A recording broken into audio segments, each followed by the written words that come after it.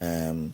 And this work you compared the NPP presidential hopefuls against top 4 in the NDC. What was the criteria? No, there's no criteria. For the NDC, we use the top 4 candidates. How do you arrive at that? So you have people who were scoring at least 10% of the popular vote. Okay. Were shortlisted as the top 4. Abusianfo Musah Danquah wakasa biem. Na wodum se Musah Danquah de bia meka na asem o da na wo som da ye kura na o ye pu. Na nsen wo de pu bi babontia na o kyele se ohwe NDC mu a nkrofo enan a omo edi party na ni mo betimi aye flag bearer no. Emu bia se wo de bawomia eba omo ebe wini bawomia. Ema omo bawomia camp no anya omo de. Na omo support Kennedy wa hene Japan no de. Na omo ani agiye pa na omo gina so e de campaign se asem ya yekan yi eno an da hoyi. Na eno na Musah Danquah akoko pie mu e wo Joy News TV so. Ena wo di nkomo se asem no bekan ye no asenkofo binom edidi na tem no no de ubisa no 100 times se sapu na wo ye no.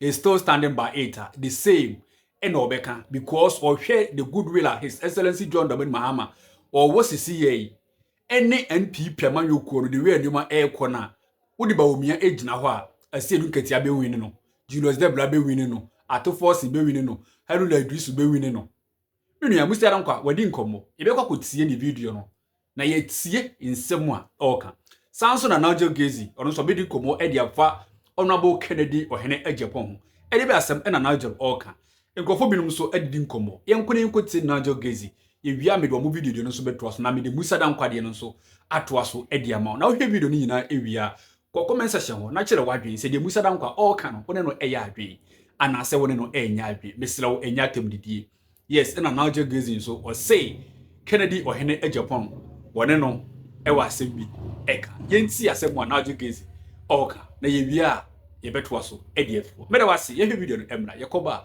ye beto so. Now my much more focus and attention till the Lord tells me otherwise is towards the NDC. You spoke about the NPP primaries. Yes, but the Lord led me to say. But you are praying against Kennedy Japan. I'm not praying against Kennedy. You don't like Kennedy Japan. I can't. If you're me, because you can't like Kennedy Japan. Why? And I have been spoken to by my seniors in ministry. Yes. And my handlers, not to even mention his name. So if you could give me that let's ignore and let's go to our next distance. If you are me, what he did to me, you will not like him. And I say respectfully, I know that after saying that his people, this is their trademark, they'll go and take videos of women, tag me and all that. You see, our nation doesn't like truth. And any nation that does not like truth, any nation that majority of them are hypocritical, the people don't do well, the nation doesn't arrive. If I've been advised by my spiritual father and by my team, my handlers, to leave him.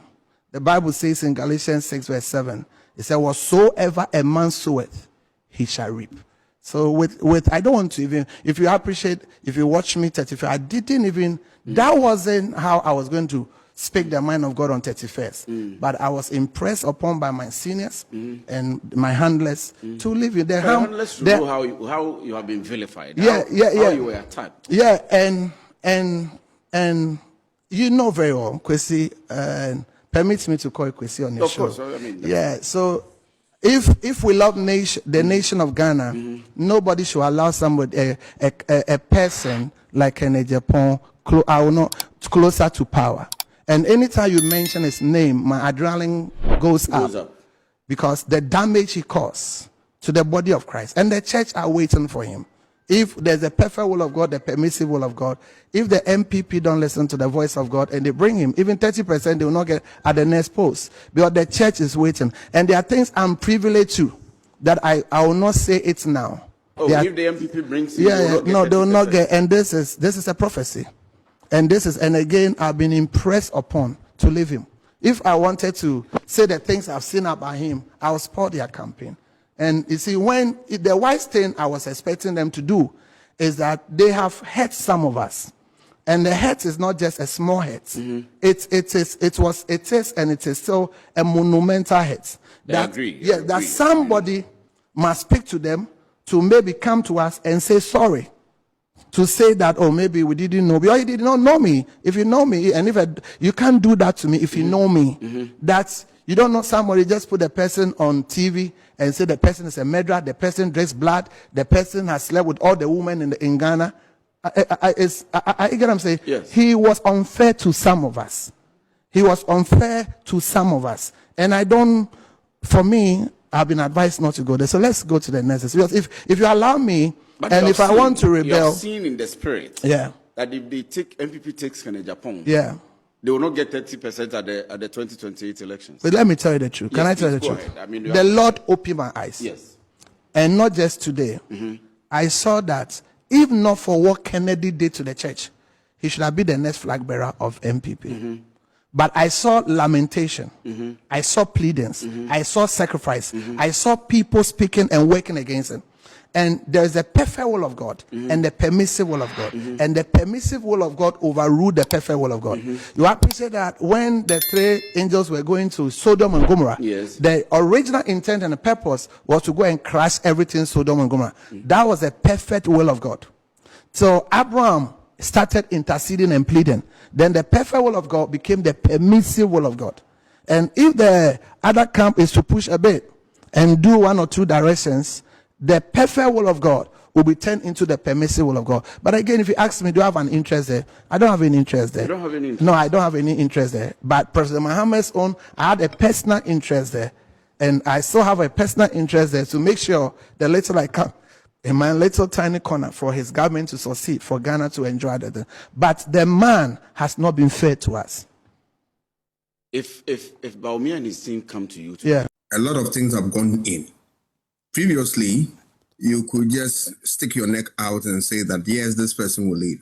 But the way the campaign is moving on and the issues that the candidates are being confronted with, it gives you a sense that it's not going to be an easy task. But if you look at it, for me, people are going to look at who will be the best marketable candidate that can bring in the votes, right? Dr. Baumia has contested the election and lost heavily. I have no doubt in my mind that he has all manner of qualities that are to his credit.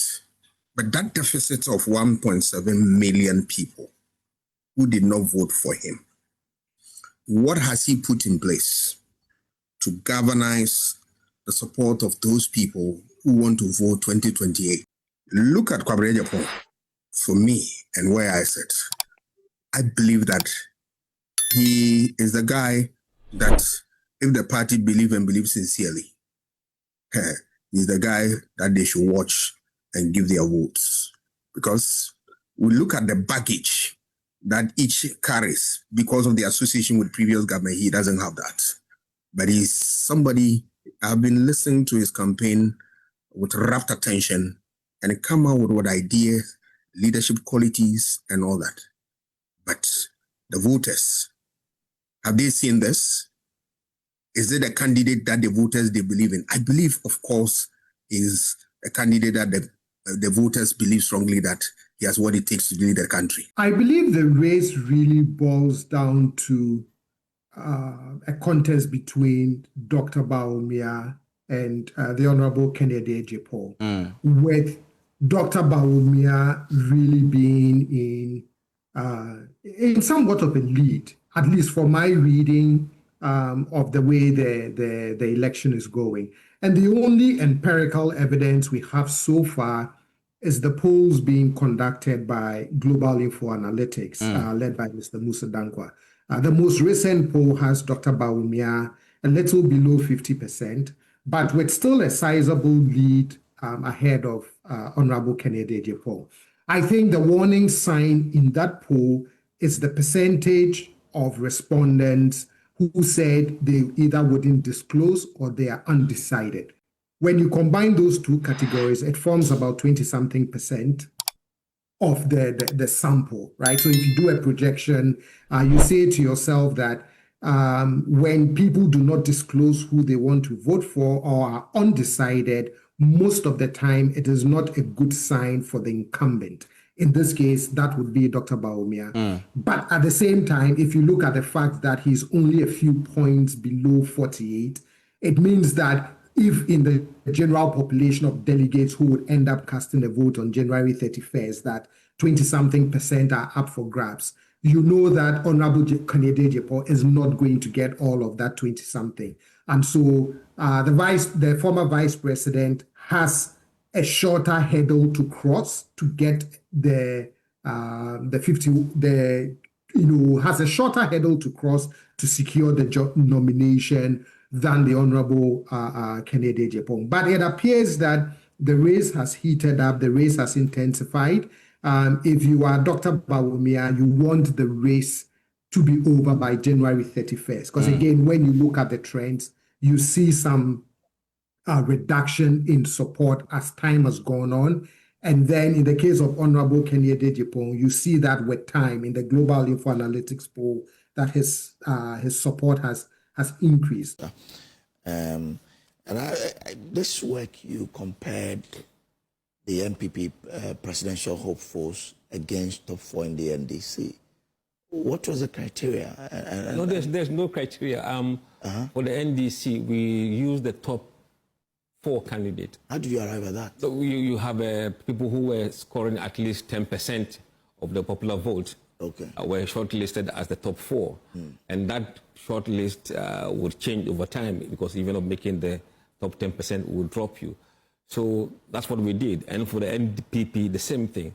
If you're not making top 10%, we're not going to take you as a head-to-head. That's the basis and criteria for selecting. It's more objective. You can't argue about it. But is this new?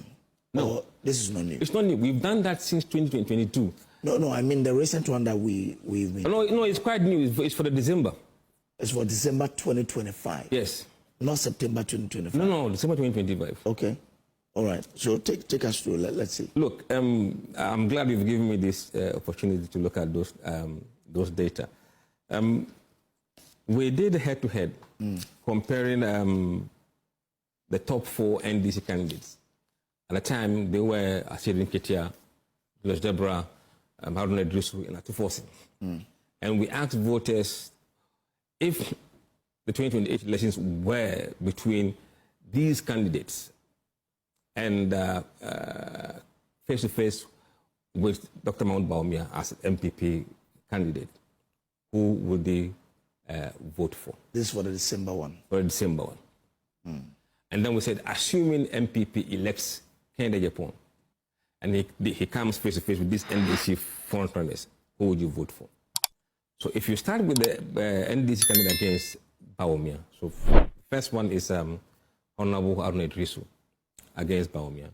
The poll shows that Haruna Idrisu will secure 56% of the vote. Bawumia will get 40%. And 4% said they will vote for somebody else. Then you say, what if it is Atufosin that the NDC elects against Bawumia? Then Atufosin goes to 58%, and Bawumia goes to 38%. Again, 4% said they'll vote for somebody else. And then you slot in Asirin Ketia against Bawumia. Then Asirin Ketia goes to 53%, Bawumia 43%. Again, 4% someone else. But if you slot in Julius Deborah against Bawumia, Deborah goes to 50%, Bawumia 46%, 4% again, someone else. If you flip the coin and say, assuming MPP elects Kennedy, how would you vote? Haruna Idrisu against Kennedy. Haruna goes to 61%. 61%. And Ken goes to 34%, or on 34%. If you bring in Atufosin against Kennedy, Atufosin goes to 62%. Against Ken, 34%. If you bring in Asirin Ketia, he goes to 57%. Ken goes to 38%. And then if you bring in Julius Deborah, he goes on 53%, and Ken 41%. So this is the scenario that we have run in the December polling that we just released. Which means that in all of it, Bawumia is doing better. Yes, that's the data at the moment. He's doing better than Ken. But he's still being beaten. Yes. By any of this.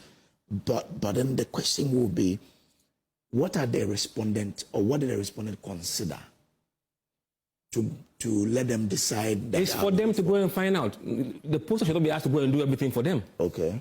You should, as a research, that we do polling, opinion research. For those who want to find the reason why, it's not the work of the pollster to find. But you don't ask why you're no. You only say, who will you vote for? That's it. But we haven't got the time to sit there for 30 minutes to ask you why. Because if you pay us to go and find out why, we'll spend time with the voter and comprehensively assess why he made that decision. We're not there to find out why. And that's why some of them think that our work is not useful. Of course, it's not useful for them because that's not what we are there for. Okay. So people will choose what they want to choose based on factors. Look, you can triangulate.